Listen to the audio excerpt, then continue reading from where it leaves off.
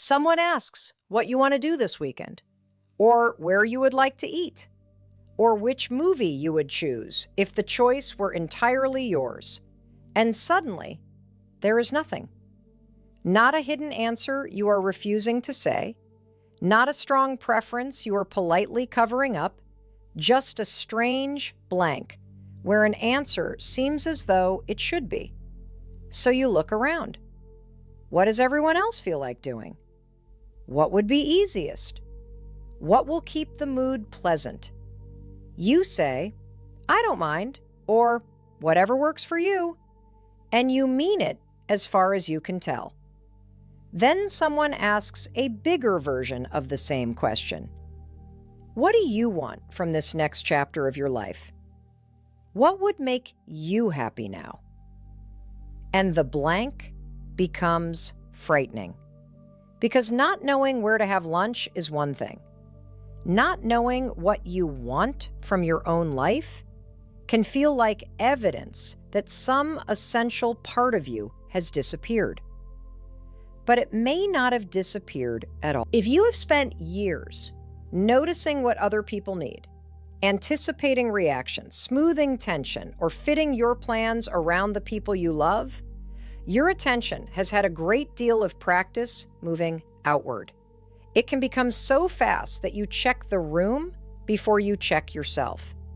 That is not the same as having no self, and it is not proof that you are weak, indecisive, or incapable of making a choice. It may simply mean that your own preferences have been receiving the last word for so long that their voice has become difficult to recognize. You may notice it in a shop when you hold up two colors and immediately picture which one somebody else would approve of. Or on a free afternoon when you finally have time to yourself but cannot settle into anything because there is no one else's schedule to organize around.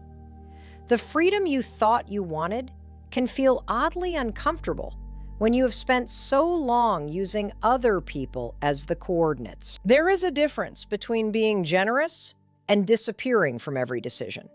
There is a difference between choosing to compromise and never quite finding out what your side of the compromise was. In this video, we are going to look at how that pattern can form, why the question, what do you want, can feel much heavier than it sounds, and how to begin hearing your own answer again without becoming selfish, demanding, or someone you do not recognize. We are not going to solve it by demanding a brand new purpose by Friday. We are going to start much smaller, because small preferences are often where an inner life becomes audible again. You are not empty.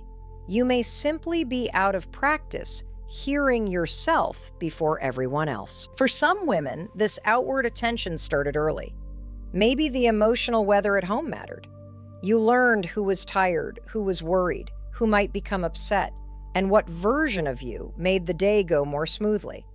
Perhaps you were praised for being easy, mature, helpful, the one who never caused trouble. Those qualities may have been real strengths, but praise can also teach a child where she is most welcome. And sometimes the safest place is inside everybody else's comfort. For other women, the pattern came later. Years of caregiving, a demanding job, a relationship in which preferences led to arguments, a culture or family structure that treated a good woman as the person who adjusted first. There is no single history behind this feeling, and there is no need to force your life into one explanation.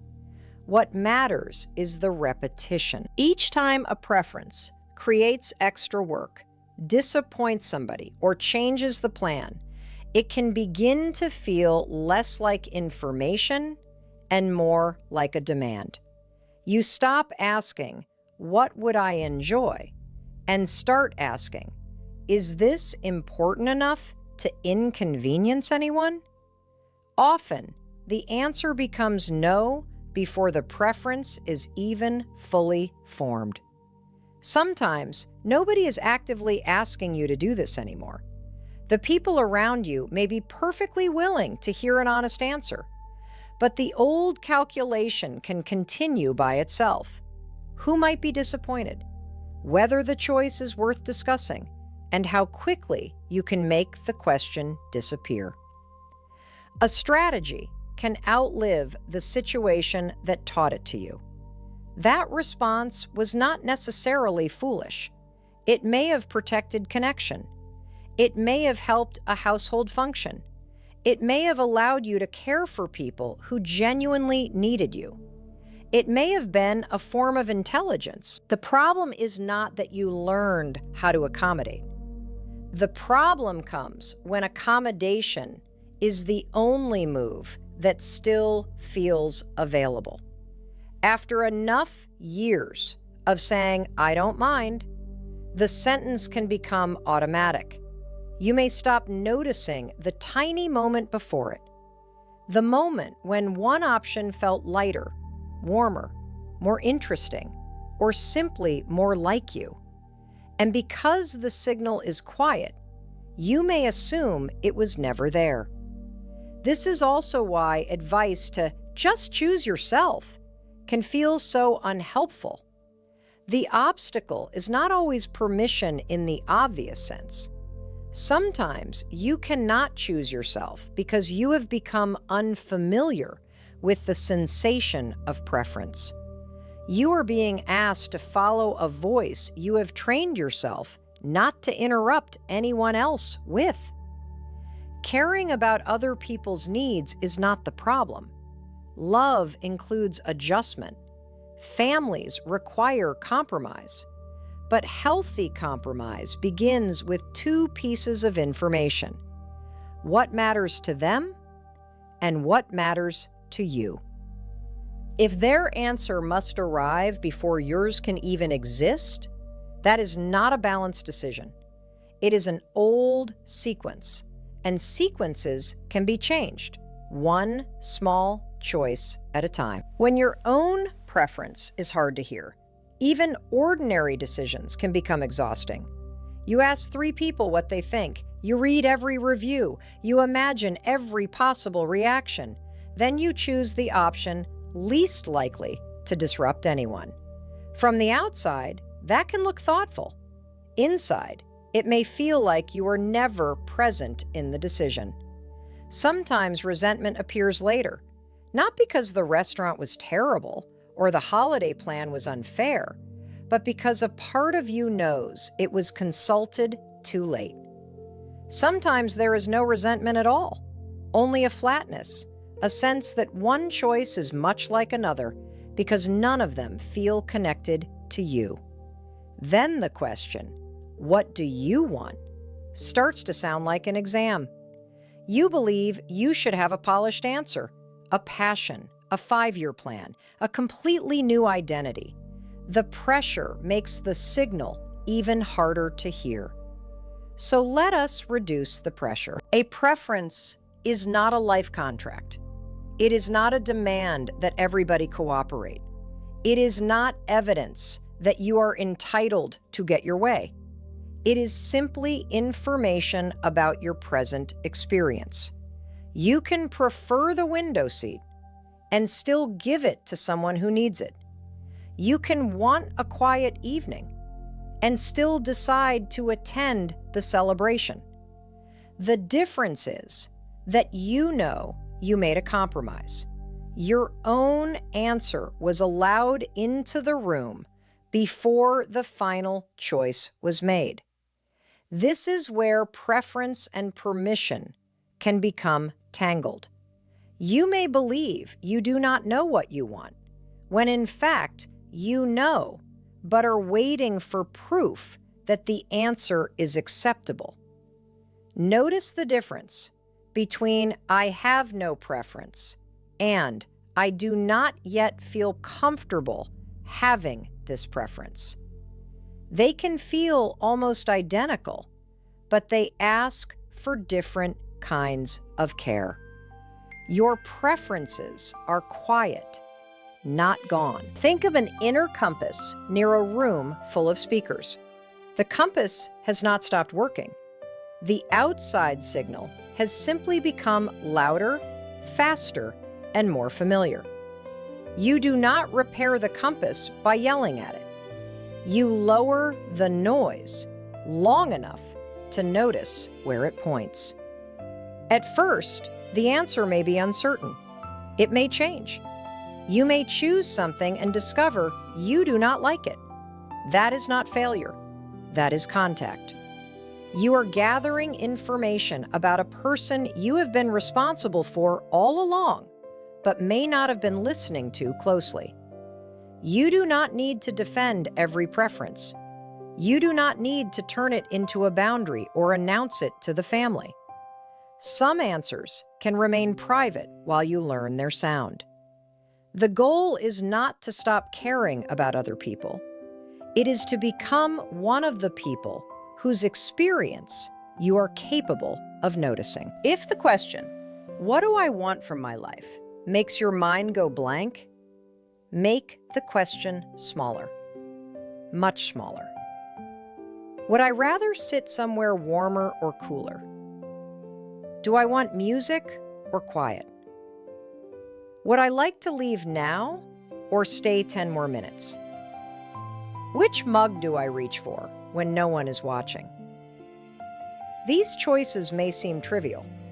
That is precisely why they are useful. There is less at stake, so you can notice the answer before fear, responsibility, or explanation takes over.